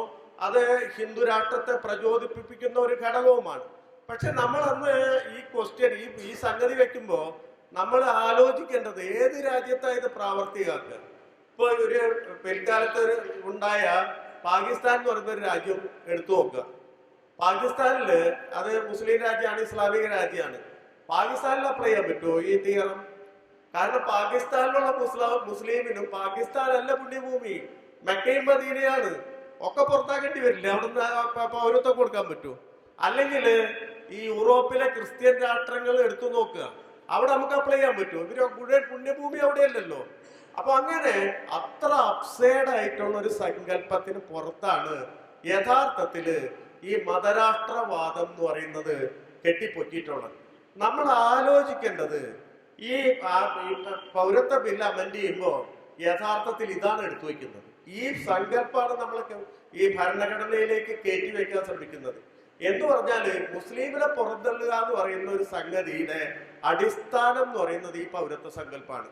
ഈ പൗരത്വ സങ്കല്പത്തിലേക്കാണ് പ്രത്യേകിച്ച് ഈ മോഡിയുടെ പറയുന്ന ഈ ഇത്രയും വർഷത്തെ ഈ ഭരണം പൗരത്വ സങ്കല്പത്തെ പറ്റിയുള്ള ആശയമായിട്ട് മുന്നോട്ട് വെക്കുന്നത് ഈ സവർക്കറിസാണ്. ഇതാണ് മുന്നോട്ട് കൊണ്ടുപോകുന്നതെന്ന് മനസ്സിലാക്കാം. ഇത് താത്വികമായിട്ടുള്ള ഒരു കാര്യം. ഇതിനപ്പുറം നമ്മൾ നോക്കുമ്പോൾ ഈ 46 മുതൽ ഒരു 48 വരെയുള്ള ചരിത്രം ഇന്ത്യയിൽ നോക്കിക്കഴിഞ്ഞാൽ ഇതിന്റെ ഒരു വലിയ പ്രായോഗികമായിട്ടുള്ള ഒരു ശ്രമം നടക്കുകയുണ്ടായി. അതും നമ്മൾ പലപ്പോഴും മറന്നു പോകുന്നുണ്ട്.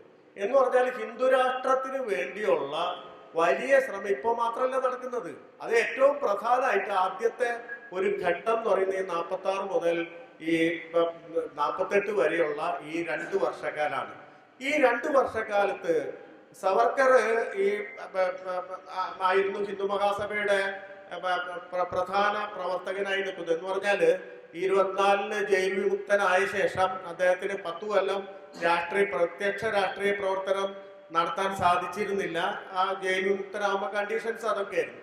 അപ്പൊ ഈ 10 വർഷം പിന്നീട് രത്നഗിരിയിൽ താമസിക്കേണ്ടി വരുന്നുണ്ട്, ജില്ലാ തടവിൽ താമസിക്കേണ്ടി വരുന്നുണ്ട്. ഈ രത്നഗിരിയിൽ താമസിക്കുമ്പോഴാണ് ഹിന്ദു കൺസോൾട്ടേഷനും വേണ്ടിയുള്ള രാഷ്ട്രീയ പ്രവർത്തനം തന്നെ. എന്നാൽ അത് ബ്രിട്ടീഷുകാരുടെ സഹായത്തോട് കൂടിയിട്ടുള്ള രാഷ്ട്രീയ പ്രവർത്തനമാണ്. മുസ്ലിം വിരുദ്ധമായിട്ടുള്ള പ്രവർത്തനമായിരുന്നു. എന്ന് പറഞ്ഞാൽ ബ്രിട്ടീഷുകാർ അംഗീകരിച്ച ഒരു രാഷ്ട്രീയ പ്രവർത്തനം എന്നുള്ള രീതിയിൽ ഈ ഹിന്ദു കൺസോൾട്ടേഷന് വേണ്ടി അദ്ദേഹം ശ്രമിക്കുന്നത്. ഇത് കഴിഞ്ഞിട്ട് 37 പുറത്തു വരുമ്പോൾ ആദ്യം പോയി ചേരുന്നത് തിലകൈറ്റുകളുടെ പാർട്ടിയിലാണ്. ഗാന്ധി വന്നതോടെ തിലകന്റെ അനുയായികൾക്കൊന്നും കോൺഗ്രസിൽ നിൽക്കാൻ പറ്റാണ്ടായി. അവരുടെ ബ്രാഹ്മണ മേൽക്കോയ്മ വാദം മുഴുവൻ അതിൽ നിന്ന് പുറത്തായി. അപ്പൊ അവര് പോയിട്ട് വേറെ ഒരു പാർട്ടി, സ്വരാജ്യ പാർട്ടി എന്ന് പറയുന്ന പാർട്ടി രൂപീകരിച്ചിട്ടുണ്ടായിരുന്നു. അവിടെ പോയിട്ടാണ് സവർക്കർ ആദ്യം അവിടെ പോയിട്ടാണ് ചേരുന്നത്. പക്ഷെ മനസ്സിലായി ഇത് വെച്ചിട്ട് പോകാൻ പറ്റില്ല. ഈ തന്റെ മുന്നിലുള്ള ഒരു മതരാഷ്ട്ര സങ്കല്പനത്തെ മുന്നോട്ട് കൊണ്ടുപോകാൻ പറ്റാത്ത ഒരവസ്ഥയായതുകൊണ്ട് അതല്ല ആവശ്യം, മറിച്ച് വേറൊരു തരത്തിലുള്ള പ്രവർത്തനം ആണ് ആവശ്യം എന്ന് സവർക്കർ മനസ്സിലാക്കുന്നത്. അപ്പോഴാണ് 37-ന് ഹിന്ദു മഹാസഭയിൽ പോയി ചേരുന്നത്. ഹിന്ദു മഹാസഭ ഒരു സാമുദായിക സംഘടന എന്നുള്ള നിലയ്ക്ക്, ഒരു രാഷ്ട്രീയ സംഘടന എന്നുള്ള നിലയ്ക്ക് അത് മാറിയിട്ടില്ല. അവിടെ സവർക്കർ പ്രസിഡന്റ് ആവുമ്പോഴാണ് ഇതൊരു രാഷ്ട്രീയ സംഘടനയായിട്ട് മാറുന്നത്. ഈ 37-ന് ഹിന്ദു മഹാസഭയിൽ ചേർന്നിട്ട് പ്രസിഡന്റ് ആയതിനു ശേഷം നടത്തിയ ആദ്യത്തെ പ്രസംഗത്തിലാണ് ഈ മതരാഷ്ട്രവാദം എന്ന് പറയുന്ന സംഗതി ആദ്യമായിട്ട് ഇന്ത്യൻ രാഷ്ട്രീയത്തിൽ വരുന്നത്. ജിന്നയല്ല അത് കൊണ്ടുവരുന്നത്, ജിന്നയല്ല, ജിന്ന വളരെ പിന്നീടാണ് അത് എടുക്കുന്നത്. സവർക്കർ 37-ൽ കർണാവതിയിൽ വെച്ച് നടത്തിയ, അഹമ്മദാബാദിൽ വെച്ച് നടത്തിയ പ്രസംഗത്തിലാണ് ഇന്ത്യൻ രാഷ്ട്രീയ രംഗത്തിൽ ആദ്യമായിട്ട് ദ്വിരാഷ്ട്രവാദം മുന്നോട്ട് വയ്ക്കുന്നത്. അദ്ദേഹം പറഞ്ഞു, ഇന്ത്യയില് ഒരു രാജ്യമാണെന്ന് തോന്നുന്നെങ്കിലും ഇന്ത്യയിൽ 2 രാഷ്ട്രങ്ങള് തൊട്ട് കഴിയുന്നുണ്ട്. ഒന്ന് ഹിന്ദു രാഷ്ട്രം, അടുത്തത് മുസ്ലിം രാഷ്ട്രം. ഇത് ആണ് ഇന്ത്യയുടെ യഥാർത്ഥ രാഷ്ട്രീയ സ്ഥിതി എന്ന് പറയുന്ന പ്രസംഗമാണ് നടത്തുന്നത്. എന്ന് പറഞ്ഞാല് മതരാഷ്ട്രവാദത്തിലേക്കുള്ള പ്രായോഗികമായ ചുവടുവെപ്പ്, ഈ താത്വികമായ ചുവടുവെപ്പ് പോലെ പ്രായോഗികമായിട്ടുള്ള ചുവടുവെപ്പും എടുക്കുന്നത് സവർക്കറാണ്. ഇത് വെച്ചിട്ടാണ് നടക്കുന്നത്. ആ സമയത്ത് 1-2 കാര്യങ്ങള് പാസ്റ്റിൽ ഉണ്ടാകുന്നുണ്ട്. ഒന്ന് 21-ലെ മലബാർ കലാപം ഇവിടെ ഉണ്ടാവുന്നു. രണ്ടാമത് കോഹട്ടിലെ ലഹള, ഇന്നിപ്പോ പാകിസ്ഥാനിലുള്ള കോഹട്ടിലും ഇതേപോലെ ഒരു വർഗീയ ചൊവ്വയുള്ള ഒരു കലാപം ഉണ്ടാവുന്നുണ്ട്. 21-ലെ കലാപത്തിന്റെ പ്രത്യേകത എന്താ വെച്ച് കഴിഞ്ഞാൽ, 21-ലെ കലാപത്തില് ഈ കലാപത്തിൽ പങ്കെടുത്തവരില് 12,500 പേര്, ഔദ്യോഗിക കണക്കനുസരിച്ച് നോക്കുകയാണെങ്കിൽ 12,500 പേര് മരിച്ചുപോയി. ഈ കലാപകാരികൾ മരിച്ചുപോയി എന്ന് പറഞ്ഞാൽ ബ്രിട്ടീഷ് പട്ടാളത്തിന്റെ വെടിയേറ്റും അവരെ ശിക്ഷയായിട്ടൊക്കെ വധശിക്ഷ കിട്ടിയൊക്കെ മരിച്ചു പോകുന്നുണ്ട്. ഒരു ബഹുഭൂരിപക്ഷം പേരും നാട് കടത്തപ്പെട്ടു, ജയിലിൽ അടയ്ക്കപ്പെട്ടു. അങ്ങനെ ഈ കലാപം കഴിഞ്ഞപ്പോ, മലബാർ കലാപം കഴിഞ്ഞപ്പോ കലാപത്തിന് വേണ്ടി സംസാരിക്കാൻ ഒരാളുമില്ല. ഒറ്റ ആളുകളും കലാപത്തിന്റെ ഭാഗത്തുനിന്ന് എന്തുകൊണ്ടായിരുന്നു ഈ കലാപം എന്ന് സംസാരിക്കാൻ ഇല്ലാതാവുന്നു. ബാക്കിയാവുന്നത് മലബാറിൽ ബ്രിട്ടീഷ് ഉദ്യോഗസ്ഥരും സവർണരുമാണ്. ഇവരുടെ വെർഷനാണ് അന്നത്തെ എല്ലാ പത്രങ്ങളിലും, ബ്രിട്ടീഷ് പത്രങ്ങളായിക്കൊള്ളട്ടെ ഇന്ത്യൻ പത്രങ്ങളായിക്കൊള്ളട്ടെ, ഈ മുഴുവൻ വരുന്നത്. അപ്പോൾ സവർക്കറെ സംബന്ധിച്ചിടത്തോളം അത് വീണ് കിട്ടിയ ഒരു അവസരമായിരുന്നു. അപ്പൊ ഒരേ സമയം ഇന്ത്യയിൽ ഒരു പുതിയ മീഡിയ വരുന്നുണ്ട്. ഈ മീഡിയയിൽ റിഫ്ലക്ട് ചെയ്യുന്ന വാർത്തകൾ മുഴുവൻ ബ്രിട്ടീഷ് വാർത്തകളാണ്. എന്ന് പറഞ്ഞാൽ ബ്രിട്ടീഷുകാർ ഇതിനെ ബ്രിട്ടീഷുകാർക്കെതിരായ സമരം എന്നുള്ള ആ ഭാഗം മുഴുവൻ മാറ്റിവെച്ചുകൊണ്ട് ഹിന്ദു മുസ്ലിം ലഹളയായിട്ട് ചിത്രീകരിക്കുകയാണ്. ഹിന്ദുക്കളും മുസ്ലിങ്ങളും തമ്മിൽ നടന്നിട്ടുള്ള, സവർക്കറൊക്കെ നേരത്തെ പറയുന്ന സവർക്കൊക്കെ വീട് കിട്ടിയ സുവർണാവസരമായിരുന്നു.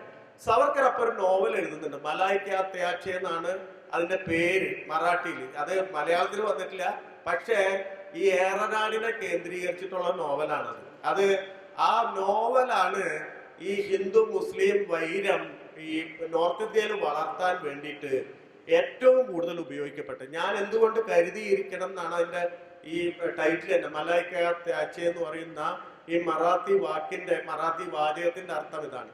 ഈ നോവൽ ഇപ്പോഴാണ്, ഈ കൊല്ലാണ് മലയാളത്തിൽ ഇപ്പൊ വന്നിട്ടുണ്ട്.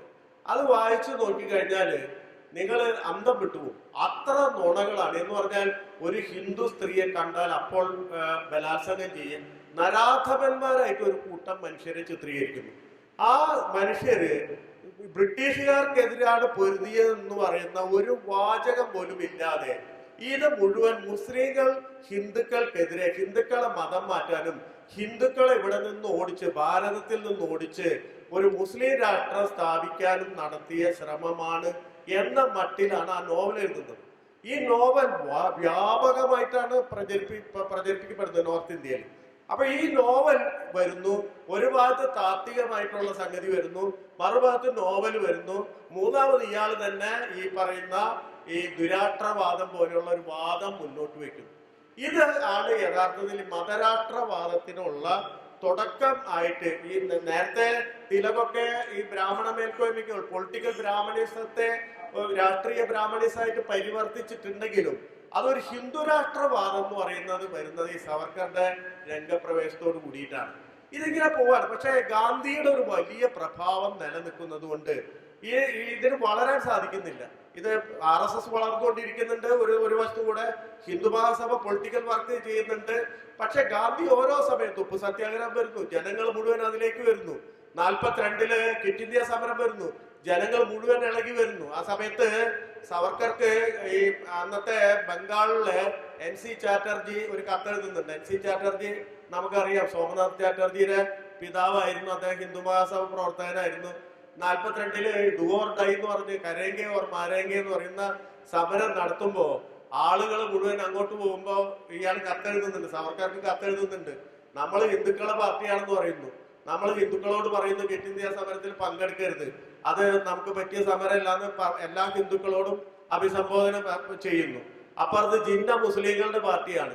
ജിന്ന മുസ്ലിങ്ങളോട് മുഴുവൻ പറയുന്നു ഇതിൽ പങ്കെടുക്കരുത്, ഇത് നമുക്ക് പറ്റിയ സമരമല്ല, നമ്മൾ ഈ സമരത്തിനെതിരാണ്. പക്ഷെ തെരുവിൽ നോക്കുമ്പോൾ ഇന്ത്യയിലെ എല്ലാ ഹിന്ദുക്കളും എല്ലാ മുസ്ലിങ്ങളും സമരത്തിലുണ്ട്.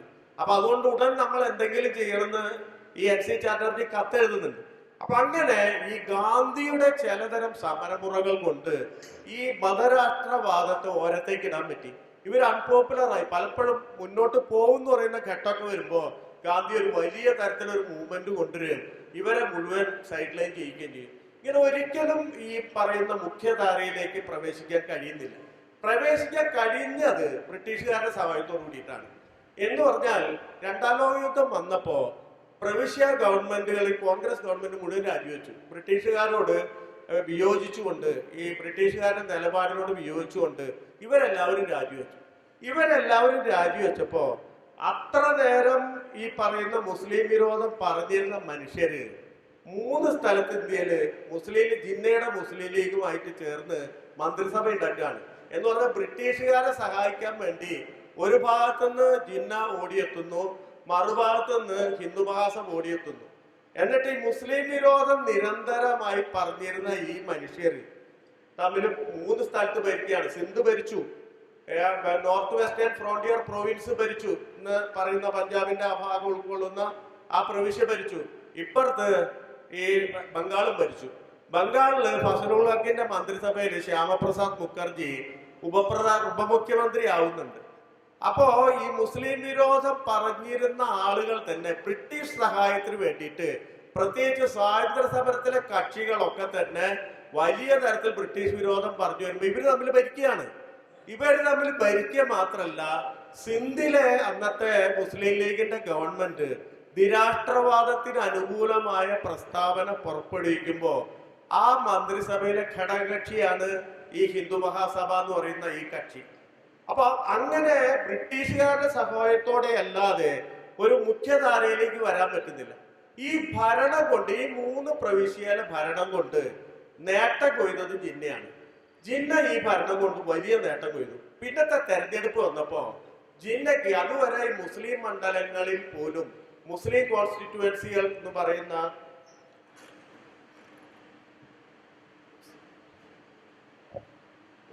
മണ്ഡലങ്ങളിൽ പോലും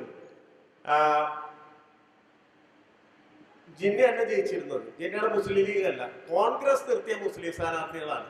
ഇതിൽ മാറ്റം വന്നു.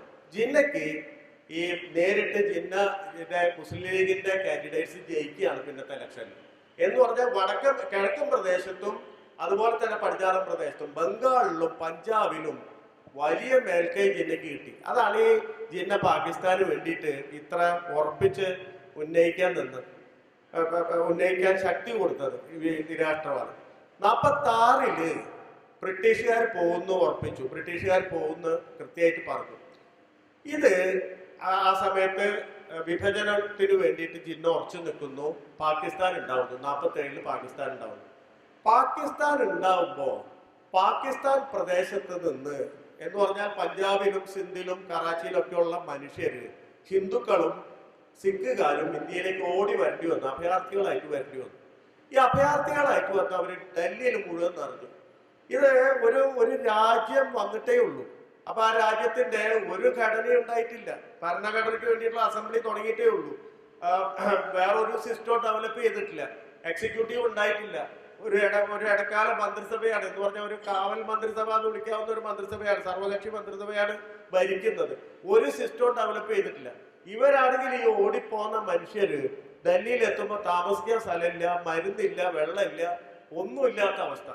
ഇവരുടെ ഈ അരക്ഷിതാവസ്ഥ മുതലെടുത്തിട്ട് ആണ് സവർക്കറും കൂട്ടരും മറ്റൊരു വലിയ തരത്തിലെ മുന്നേറ്റത്തിന് ശ്രമിക്കുന്നത്. ആ മുന്നേറ്റത്തിന് ശ്രമിക്കുന്നത് ഇന്ത്യ സെക്യുലർ കൺട്രി ആയിട്ട് നിലനിൽക്കാനുള്ള കാരണം നമ്മൾ നോക്കണം. ഇന്ത്യ വിഭജിക്കപ്പെടുകയാണ്, പാകിസ്ഥാൻ ഉണ്ടാവുകയാണ്, ഇസ്ലാമിക രാഷ്ട്രം ഉണ്ടാവുകയാണ്.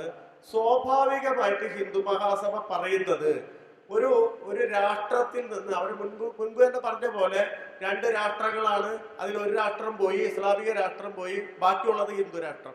ഇത് എളുപ്പത്തിൽ അവിടെ ചെലവാകും. ഈ ഒരു സംഗതിയെ ഇന്ത്യയിൽ തകർത്തത് യഥാർത്ഥത്തിൽ ഇന്ത്യയിലെ വലിയ നേതാക്കന്മാർ, ഗാന്ധി ഉൾപ്പെടെയുള്ള എല്ലാ നേതാക്കന്മാരും, ഗാന്ധിയും നെഹ്റുവും അല്ലെങ്കിൽ സോഷ്യലിസ്റ്റുകളും കമ്മ്യൂണിസ്റ്റുകളും ഒക്കെ തന്നെ സെക്യുലർ ഇന്ത്യക്ക് വേണ്ടി നിന്നു എന്ന് പറയുന്ന ഒരു കാര്യം. രണ്ടാമത്തെ കാര്യം വളരെ പ്രധാനപ്പെട്ടതാണ്, നമ്മൾ ഊന്നി പറയേണ്ടതാണ്. ഇന്ത്യയിലെ ബഹുഭൂരിപക്ഷം മുസ്ലിങ്ങളും പാകിസ്ഥാനിലേക്ക് പോയില്ല, ഇസ്ലാമിക രാഷ്ട്രത്തിലേക്ക് പോയില്ല, ഇന്ത്യയിൽ നിന്നു, ഇന്ത്യ ഓപ്റ്റ് ചെയ്തു. ആ മനുഷ്യരോടാണ് ഇപ്പോ രാജ്യസ്നേഹം തെളിയിക്കാൻ പറയുന്നത്. നമ്മൾ ഓർക്കണം, ഈ ഒരിടത്ത് പോലും സ്വാതന്ത്ര്യ സമരത്തിൽ പങ്കെടുക്കാത്ത മനുഷ്യർ വന്ന് ഈ പറയുന്ന മുസ്ലിങ്ങളോട്, ഓപ്ഷൻ ഉണ്ടായിരുന്ന, നിങ്ങൾക്ക് പാകിസ്ഥാനിൽ പോണോ, ഇസ്ലാമിക രാഷ്ട്രത്തിൽ പോണോ, ഓപ്ഷൻ ഉണ്ടായിരുന്നു. വേണ്ട, ഞങ്ങൾ സെക്യുലർ രാജ്യത്ത് നിൽക്കാം, ഇന്ത്യയിൽ നിൽക്കാം എന്ന് തീരുമാനമെടുത്ത മനുഷ്യരുടെ സന്തതി പരമ്പരകളോടാണ് യഥാർത്ഥത്തിൽ ഇവരിപ്പം രാജ്യസ്നേഹം തെളിയിക്കാൻ ആവശ്യപ്പെടുന്നത്.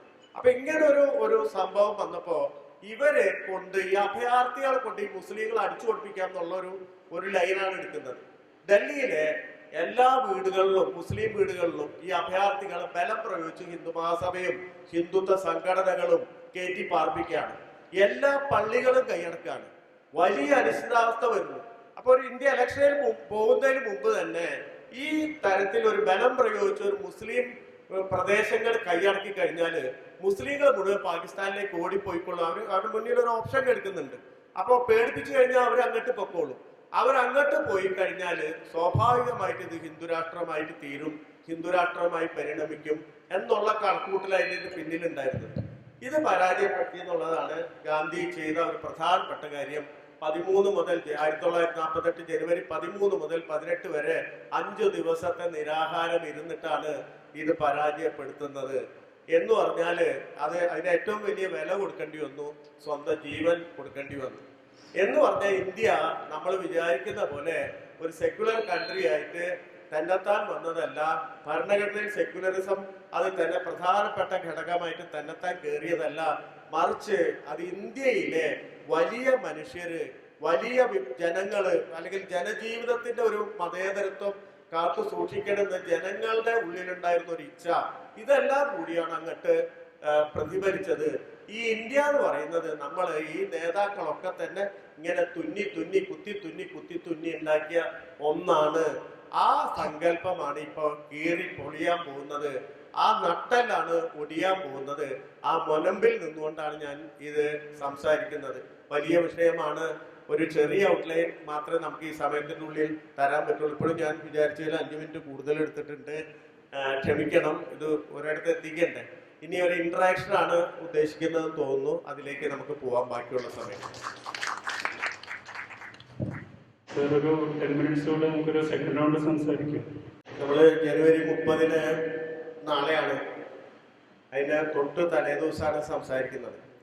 അപ്പൊ 30 ഗാന്ധി വെടിവെച്ച് കൊല്ലപ്പെട്ടിട്ട് 76ാമത്തെ വർഷമാവുകയാണ് നാളെ. ഈ സമയത്ത് നമ്മൾ പറയേണ്ടത്, നമ്മൾ ഇന്ത്യ മുഴുവൻ വിളിച്ചു പറയേണ്ട യഥാർത്ഥത്തില് ഗാന്ധി വധിക്കപ്പെട്ടത് ഒന്ന് ഇവരുടെ ഈ മത രാഷ്ട്രവാദികളുടെ കയ്യാലാണ്. അവരുടെ പിൻഗാമികളാണ് ഇന്ന് ഇന്ത്യ ഭരിക്കുന്നത് എന്ന് പറയുന്ന ഒരു കാര്യമാണ്. രണ്ടാമത്തെ കാര്യം വിളിച്ചു പറയേണ്ടത്, ഇന്ത്യ സ്വതന്ത്രമായത് ബ്രിട്ടീഷുകാരോട് പൊരുതി മാത്രമല്ല, ഈ പറയുന്ന ഹിന്ദു ഫാസിസ്റ്റുകളോടും പൊരുതിയാണ്. എന്ന് പറഞ്ഞാൽ ഇന്ത്യയിലെ ഇന്നത്തെ ഡെമോക്രാറ്റിക് റിപ്പബ്ലിക് ആയത് ഈ ഹിന്ദു വർഗീയവാദികളോട് കൂടി പൊരുതിയാണ്. എന്ന് പറഞ്ഞാൽ ഗാന്ധിയുടെ അവസാനത്തെ 2 നിരാഹാരം 47 ശേഷം, ആഗസ്റ്റ് 15 ശേഷം ഗാന്ധി 2 വലിയ നിരാഹാര സമരങ്ങൾ നടത്തിയിട്ടുണ്ട്. എന്തിനു വേണ്ടിയായിരുന്നു അത്? ഇപ്പം നമുക്കറിയാം, ബ്രിട്ടീഷുകാർക്കെതിരെ ഗാന്ധി ഏറ്റവും ഉന്നതമായ സമരരൂപമായി ഉയർത്തിപ്പിടിച്ചത് നിരാഹാര സത്യാഗ്രഹത്തെയാണ്. 47 ആഗസ്റ്റ് 15 ശേഷം 2 പ്രാവശ്യം ഗാന്ധി നിരാഹാരത്തിൽ ഏർപ്പെടുന്നുണ്ട്. ഒന്ന് ബംഗാളിൽ 72 മണിക്കൂർ, പിന്നെ നമ്മൾ നേരത്തെ പറഞ്ഞ ഡൽഹിയിൽ 5 ദിവസം. 78ാമത്തെ വയസ്സിലാണ് ഇത് ചെയ്യുന്നത്. 78ാമത്തെ വയസ്സിൽ 47 സെപ്റ്റംബറിൽ 72 മണിക്കൂർ നിരാഹാരം ഇരിക്കുന്നു. 48 ജനുവരിയിൽ 5 ദിവസം. അന്ന് 78 വയസ്സെന്ന് പറഞ്ഞാൽ ഇന്നത്തെ 78 വയസ്സല്ല. അന്ന് ശരാശരി ഇന്ത്യക്കാരുടെ ആയുസ് 50 വയസ്സാണ്. എന്ന് പറഞ്ഞാൽ 78 വയസ്സെന്ന് പറഞ്ഞാൽ അന്നത്തെ പടുവാർദ്ധക്യമാണെന്ന് പറയാം. അന്നത്തെ ഒരു രീതി വെച്ചിട്ട് ശരാശരി ആയുസ് കണക്കാക്കും. അപ്പോഴാണ് ഈ വലിയ നിരാഹാരം നടത്തുന്നത്, സമരം നടത്തുന്നത്. ആർക്കെതിരെയായിരുന്നു? ബ്രിട്ടീഷുകാർ പോയി, പിന്നെ ആർക്കെതിരെയായിരുന്നു? അത് രണ്ടും ഈ പറയുന്ന ഹിന്ദു ഫാസിസ്റ്റുകൾക്കെതിരെയാണ്. ഗാന്ധി 72 മണിക്കൂർ, ഈ ആഗസ്റ്റ് 15 പതാക ഡൽഹിയിൽ ഉയർത്തുമ്പോൾ കൽക്കട്ടയിലാണ്.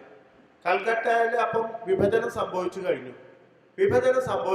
അന്ന് കൽക്കട്ടയില് സുഹ്രവർദി ആയിരുന്നു അതുവരെ ഭരിച്ചിരുന്നത്. ജിന്നയുടെ മുസ്ലിം ലീഗിന്റെ ഒരു പങ്കാളിയായിരുന്ന, അതിലംഗമായിരുന്ന സുഹ്രവർദി ആയിരുന്നു മുഖ്യമന്ത്രി. സുഹ്രവർദിയോട് പറയുന്നത്, നിങ്ങൾ ഇന്ന് മുതൽ ബംഗ്ലാദേശി, ഞാൻ ഇന്ത്യക്കാരനായി. പക്ഷെ നമ്മൾ ഇത്രയും കാലം അത് ചരിത്രം സംഭവിപ്പിച്ചതാണ്. പക്ഷെ നമ്മൾ ഒരു കാര്യം ചെയ്യണം. നമ്മൾ പോകുന്നതിന് മുമ്പ്, നിങ്ങൾ 2 രാജ്യങ്ങളിലേക്ക് നമ്മൾ പിരിയുന്നതിന് മുമ്പ് നമുക്ക് ഒരു കാര്യം ചെയ്ത് കാണിക്കണം എന്ന് പറഞ്ഞിട്ടാണ് 2 പേരും കൂടി ഒരു സ്ഥലത്ത് ഒരു കൂരയ്ക്ക് കീഴിൽ താമസിക്കാൻ നിശ്ചയിക്കുന്നത്. എന്തിനാണത്? പുറത്തെ ആൾക്കാർ തമ്മിൽ തല്ലുകയാണ്.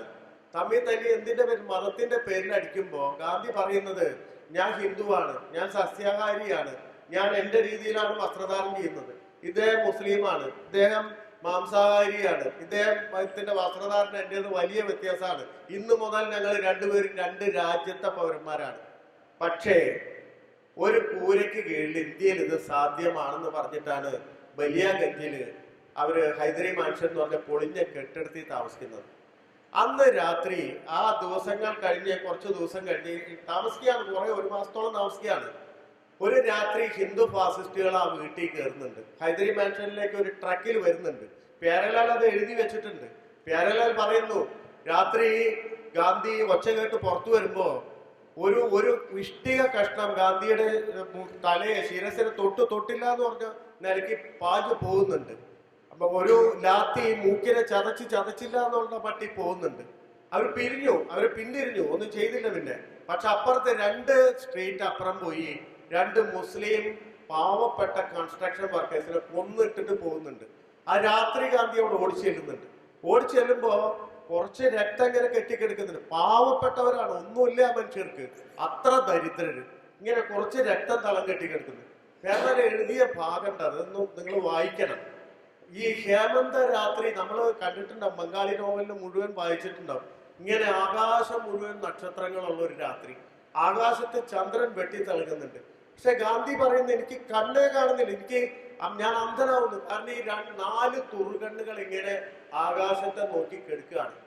അവിടെ വെച്ചിട്ടാണ് 72 മണിക്കൂർ നിരാഹാര സത്യാഗ്രഹം എന്ന് പറയുന്ന ഡിസിഷൻ ഗാന്ധി എടുക്കുന്നത്. അങ്ങനെയാണ് യോജിപ്പിക്കുന്നത്. അങ്ങനെയാണ് ഞാൻ നേരത്തെ പറഞ്ഞ പോലെ ഇന്ത്യയെ തുന്നി കീറിയ ഇന്ത്യയെ ഇങ്ങനെ തുന്നി യോജിപ്പിക്കുന്നത്. തിരിച്ച് ഡൽഹി പോകുമ്പോ അവിടെ അതിലും വലിയ പ്രശ്നമാണ്. മുസ്ലിങ്ങൾ മുഴുവൻ അസംതൃപ്തർ. കാരണം സ്വന്തം വീട്ടിൽ നിന്ന് ഇവർ ഈ അഭയാർത്ഥികൾ വന്ന് താമസിച്ച് പുറത്താക്കുന്നു. അഭയാർത്ഥികൾ അസംതൃപ്തർ, ഒരു സ്ഥലത്ത് അക്സെപ്റ്റൻസ് ഇല്ല. അവിടെയാണ് ഈ 5 ദിവസത്തെ നിരാഹാരത്തിലേക്ക് പോകുന്നത്. അവിടെയും ഒരു വലിയ കാര്യം ചെയ്യുന്നുണ്ട്. ഈ നിരാഹാരം നിർത്താൻ ഈ 5-ാം ദിവസമായപ്പോഴേക്കും ആളുകള് ഈ ഒരു ധാർമ്മികമായിട്ടുള്ള പൊളിറ്റിക്സിന്റെ, ഒരു എത്തിക്കലായിട്ടുള്ള പൊളിറ്റിക്സിന്റെ ശക്തി നമ്മൾ മനസ്സിലാക്കേണ്ട അവിടെയാണ്. ഈ 5 ദിവസം കഴിഞ്ഞപ്പോഴേക്കും ഈ പ്രശ്നങ്ങൾ പതുക്കെ അടങ്ങുന്നു, ചുറ്റും കൂടുന്നു. ഗാന്ധി കണ്ടീഷൻ വെക്കുന്നു. ഗാന്ധി അവിടെ കർക്കശമായ കണ്ടീഷൻസ് വെക്കുകയാണ്. എന്ന് പറഞ്ഞാൽ മുസ്ലിങ്ങൾക്ക് ഡൽഹിയിൽ മുഴുവൻ സ്വൈര്യമായിട്ട് വിഹരിക്കാനുള്ള എല്ലാ അന്തരീക്ഷം ഉണ്ടാക്കി കൊടുക്കണം. എല്ലാ കടകമ്പോളങ്ങളും അവർക്ക് വിട്ടുകൊടുക്കണം. അവരുടെ കടകമ്പോളങ്ങൾ നിങ്ങൾ കൈയടക്കുക, എല്ലാം ചെയ്യണം. പാകിസ്ഥാനിൽ പോയി ഏതെങ്കിലും മുസ്ലിം തിരിച്ചു വരാൻ ആവശ്യപ്പെടുകയാണെങ്കിൽ അപ്പൊ ഇന്ത്യ പൗരത്വം കൊടുക്കണം. ഇതാണ് പൗരത്വ നിയമത്തിൽ മോഡി വർഷങ്ങൾക്ക് ശേഷം അട്ടിമറിക്കുന്നത്. പാകിസ്ഥാനിൽ വരുന്ന എല്ലാവരും സ്വീകരിക്കുക, മുസ്ലിമിനെ സ്വീകരിക്കില്ല എന്ന് പറയുന്നു. കൊടുക്കണം. ഒരു കാര്യം കൂടി പറയുന്നുണ്ട്. ഇവിടുത്തെ മെഹ്റോളിയിലെ ഖാജ ഖുത്ബുദ്ദീന്റെ ഖബറിലെ ഉറൂസ് നമുക്ക് ഒന്നിച്ച് ആഘോഷിക്കണം എന്ന് പറയുന്നുണ്ട്. ഗാന്ധി ഹിന്ദുവാണെന്ന് നിരന്തരം പറഞ്ഞിരുന്ന ഗാന്ധി അവസാനം സന്ദർശിച്ച തീർത്ഥാടന സ്ഥലം എന്ന് പറയുന്നത് ഈ ഖബറിടമാണ്. ഈ പറയുന്ന മെഹ്റോളിയിലെ ഖാജ ഖുത്ബുദ്ദീന്റെ ഖബറിടാണ്. അതും പ്യാരലാൽ എഴുതിയിട്ടുണ്ട്. അന്ന് ഈ പരസ്പരം കുത്തിക്കൊന്നിരുന്ന മനുഷ്യർ ഒന്നിച്ച് ചേർന്ന് നിൽക്കുകയാണ്. ഈ 48 ജനുവരിയിലെ ശൈത്യം എന്ന് പറയുന്നത് ആ 10 വർഷത്തെ ഏറ്റവും വലിയ ശൈത്യമായിരുന്നു ഡൽഹിയിൽ. ഈ അതികാലത്ത് മുസ്ലിങ്ങൾ ഈ ഉറൂസ് ആഘോഷിക്കാൻ വേണ്ടി ഇങ്ങനെ വരുമ്പോ ഈ ഖബറിലേക്ക് വരുമ്പോ അവർ കാണുന്നത് ഒരു വശത്ത് സിഖുകാർ ഇങ്ങനെ നിന്ന് ചായ തിളപ്പിക്കുന്നു, ഇപ്പുറത്ത് ഹിന്ദുക്കൾ നിന്ന് ചായ തിളപ്പിക്കുന്നു. എന്നിട്ട് സഹോദര ഇത് കുടിച്ചിട്ട് ഈ പറയുന്ന തണുപ്പ് അകറ്റിയിട്ട് നമുക്ക് ഉത്സവം ആഘോഷിക്കാൻ പോവാന്ന് പറയുന്ന ഒരു വലിയ തിയേറ്റർ അവിടെ ഉണ്ടാക്കുകയാണ്. ആ കൊടുത്ത ചായ നിങ്ങളൊന്ന് ആലോചിച്ച് നോക്ക്. ആ ചായയിൽ എന്താ കലക്കിയിട്ടുണ്ടാവുക? അതിന്റെ പേരാണ് സെക്യുലറിസം. ആ പൊടിയുടെ പേരാണ് സെക്യുലറിസം. ആ കുടിച്ച വാമത്തിലാണ് ഇന്ത്യ ജീവിച്ചത്, ഇന്ത്യ ജീവിച്ചുകൊണ്ടിരിക്കുന്നത്. അതാണ് ഇന്ത്യയുടെ സത്യം എന്ന് പറയുന്നത്. അത് തകർത്താൽ ഇന്ത്യ എന്തുണ്ടാവും നമുക്ക് പറയാൻ പറ്റില്ല. അതുകൊണ്ടാണ് നമ്മൾ ഈ മുനമ്പിൽ നിൽക്കുന്നത്. നമ്മുടെ ഏറ്റവും വലിയ പ്രശ്നം എന്ന് പറഞ്ഞാൽ നമ്മൾ ഇവിടെയൊക്കെ ചർച്ച നടക്കും. നമ്മുടെ മനുഷ്യർ മുഴുവൻ ഇന്ത്യയിൽ അസംതൃപ്തരാണ്. ഉറങ്ങാത്ത എത്ര മനുഷ്യർ ഇന്ത്യയിലുണ്ട്.